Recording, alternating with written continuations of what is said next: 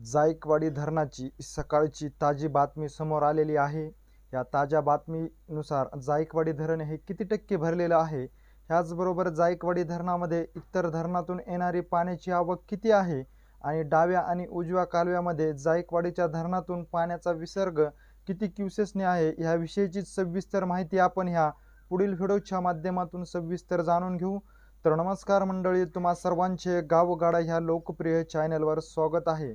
18 जुलै 2025 ची सकाळची ताजी बातमी आली असून ताज्या बातमीनुसार जायकवाडी जे धरण आहे ते आता 78% दिशेने वाटचाल करत असल्याचं आपल्याला पाहण्यास मिळत आहे। जायकवाडीच्या धरणामध्ये इतर धरणातून येणारी पाण्याची आवक देखील अत्यंत कमी झाली असून ही आवक आता 3000 क्युसेसवर येऊन ठेपली असल्याचं देखील सांगितलं जात आहे। गेल्या 10 ते 12 दिवसामध्ये जायकवाडीचं धरण हे 32% भरलं असल्याचं देखील आपल्याला पाहण्यास मिळत आहे। कारण गत आठवड्यामध्ये जायकवाडीच्या धरणामध्ये येणारी पाण्याची आवक तुफान चालू होती, मात्र गेल्या 4 दिवसापासून ही पाण्याची आवक सातत्याने घट होत असताना आपल्याला पाहण्यास मिळत आहे। कारण नगर नाशिक ह्या ठिकाणी पावसाने थोडंफार उघडीप दिल्यामुळे ही पाण्याची आवक देखील कमी झाली असल्याचे धरण क्षेत्रातील संबंधित अधिकाऱ्याकडून सांगण्यात आलेले आहे।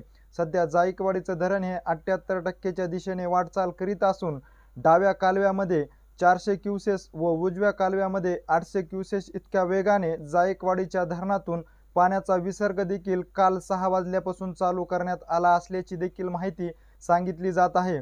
काल डाव्या आणि उजव्या कालव्यामध्ये 200 क्युसेस इतक्या वेगाने पाणी सोडवण्यात आले होते, मात्र आज ह्याच पाण्याच्या विसर्गामध्ये आता वाढ करण्यात आली असून डाव्या कालव्यात 400 तर उजव्या कालव्यात 800 क्युसेस इतक्या वेगाने पाण्याचा विसर्ग सध्या जायकवाडीच्या धरणातून सुरू आहे।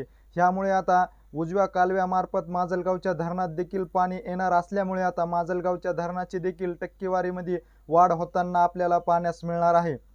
जायकवाडी व माजलगाव धरणाविषयीची अशीच नवनवीन माहिती जर तुम्हाला वेळोवेळी जाणून घ्यायची असेल आणि तुम्ही अजूनही आमच्या चॅनलला जर सबस्क्राइब केलं नसेल तर नक्की सबस्क्राइब करा। धन्यवाद।